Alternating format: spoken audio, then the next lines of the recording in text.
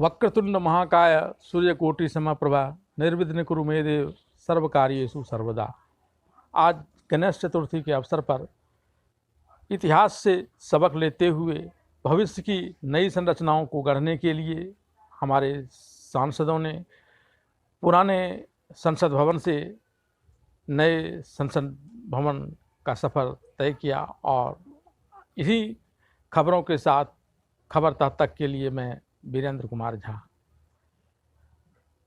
गणेश जी को विघ्नहर्ता माना जाता है और इस बात का उल्लेख प्रधानमंत्री नरेंद्र मोदी ने हालांकि अपने भाषण में भी किया, इसे गुप्त नहीं रखा। और उसके साथ ही नए संसद भवन में सभी सांसदों के साथ संविधान की प्रति लेते हुए वहाँ इसलिए प्रवेश किया ताकि अब भविष्य की नई नई गाथाएं, नई नई ऊंचाइयां इसी संसद के नए भवन से तय किए जाएंगे। इस अवसर पर यह भी लोगों की सोच रही कि कम से कम जो कटु अनुभव रहे हैं, खास करके संसद में जिस प्रकार से संसद बाधित होता रहा, कई कार्य दिवस बेकार चले गए, अब कम से कम इस नए संसद भवन में यह सब लोगों को देखने के लिए नहीं मिलेगा और यहाँ ज़्यादा से ज़्यादा जनता के लिए हमारे सांसद माथापच्ची नज़र करते आएंगे। और इसके लिए संसद भवन में सुविधाएं भी बहुत हैं। यहाँ उन्हें ऑनलाइन ऑर्डर देकर खाने के सामान मंगाने की सुविधा है, तो ऑनलाइन लाइब्रेरी की भी सुविधा है ताकि वे अपना ज्ञान वर्धन कर उसका लाभ भारत की जनता को दे सकें।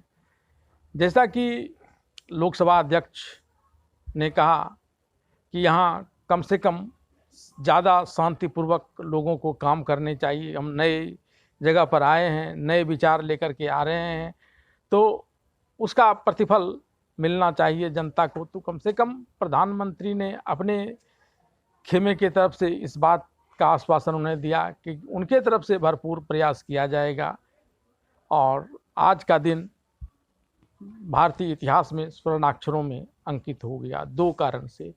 एक कारण तो स्वतः कि संसद के नए भवन में आज प्रविष्टि हुई, और दूसरी बड़ी वजह कि 27 सालों से जो महिला आरक्षण का बिल लटका आ रहा था, वह एक बार इस उम्मीद से पास हुआ है, इस उम्मीद से लोकसभा में पेश किया गया है कि शायद वह पास हो जाए। पिछले बार जितने भी प्रयास हुए, किसी न किसी वजह से सारे प्रयास असफल रहे और यह प्रयास विभिन्न राजनीतिक दल के नेताओं के प्रधानमंत्रित्व काल में हुआ। देवेगौड़ा के काल में भी उन्हें यह प्रयास हुआ, मनमोहन सिंह के कार्यकाल में भी यह प्रयास हुआ, अटल बिहारी वाजपेयी के कार्यकाल में भी यह प्रयास हुआ। यह बात दिगर है कि किसी को सफलता नहीं मिली और शायद इसी बात को लेते हुए प्रधानमंत्री नरेंद्र मोदी ने जिस प्रकार से नए संसद भवन में अपने भाषण में कहा कि शायद भगवान को यह मंजूर है कि यह शुभ कार्य मेरे द्वारा हो। उम्मीद की जाती है कि यह कार्य किसी के भी द्वारा हो, इन्हीं के द्वारा होना हो तो इन्हीं के द्वारा हो जाए, लेकिन कम से कम ये हो जाए। हालांकि यहाँ भी सत्ता पक्ष और विपक्ष, इंडिया और भारत के बीच का टकराव देखने को मिला। विपक्ष के नेता अधीर रंजन चौधरी ने अपना क्रेडिट लूटते हुए कि कांग्रेस ने इसके लिए प्रयास किए थे, मनमोहन सिंह के नाम गिनाए, राजीव गांधी के नाम गिनाए और यहाँ तक कह दिया कि यह बिल अभी भी जिंदा है। हालांकि बाद में गृह मंत्री अमित शाह ने इसका कड़ा प्रतिवाद करते हुए उनसे इस बात की स्पष्टीकरण मांगने तक मांगी और साथ ही यह भी सदन से गुहार लगाई कि अगर स्पष्टीकरण नहीं आता है तो इन जो वक्तव्य हैं अधीर रंजन चौधरी के वो मिट जाएं। प्रधानमंत्री नरेंद्र मोदी भी इस मामले में बीजेपी का पक्ष लेते नजर आए, और क्यों न हो, ऐसा जब प्रत्येक राजनीतिक दल कर रहे हैं तो इन्होंने भी किया है। हालांकि जिस प्रकार से मसौदे लाए गए हैं लोकसभा में, इस महिला विधेयक को मातृवंदना के रूप में इसे देखा जा रहा है, लेकिन इसे तत्काल लागू करने की व्यवस्था नहीं की गई है और इसे तब लागू करने की बात कही जा रही है जबकि इस देश में जनगणना के कार्य पूरे हो जाएंगे और उसके बाद नया परिसीमन भी हो जाएगा। ये दोनों ही चीज़ें कब होंगी इसका कोई समय निर्धारित नहीं है।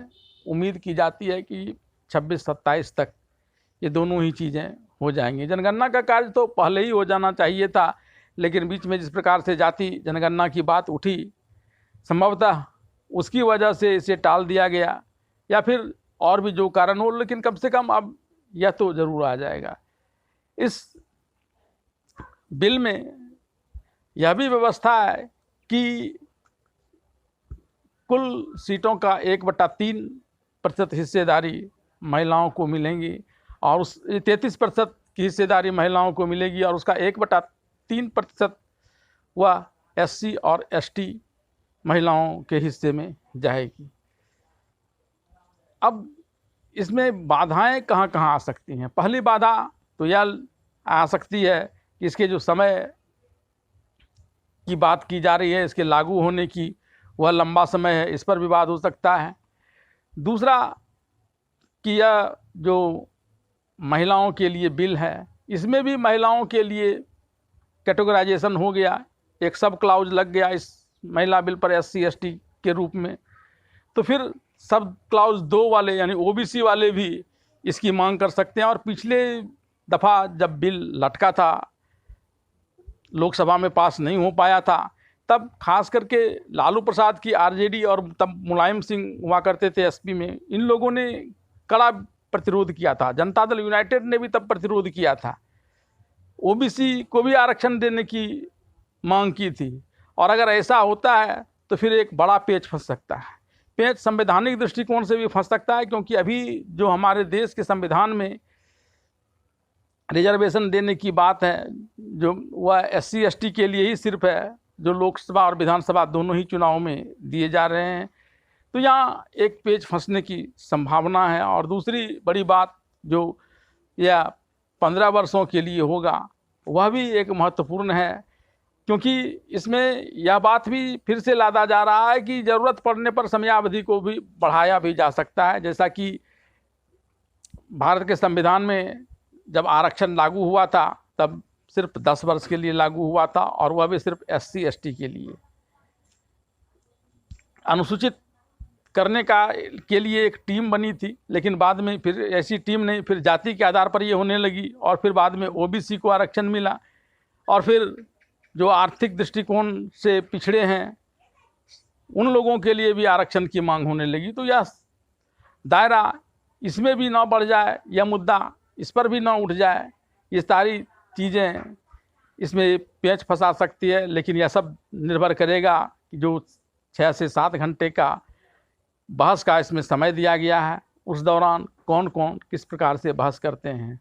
सबसे बड़ी बात तो यह है कि इसमें हर कोई क्रेडिट लेना चाहेगा और उस क्रेडिट लेने के प्रयास में जो कोई इसके मार्ग में रोड़ा अटकाएगा, उसे डर होगा चुनाव में महिलाओं के वोट खोने का।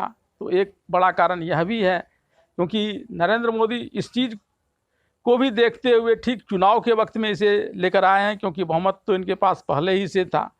राज्यसभा को छोड़ करके अगर बात की जाए लोकसभा में, तो ये तमाम चीज़ें किस ओर ले जाएंगी यह वक्त बताएगा। फिलहाल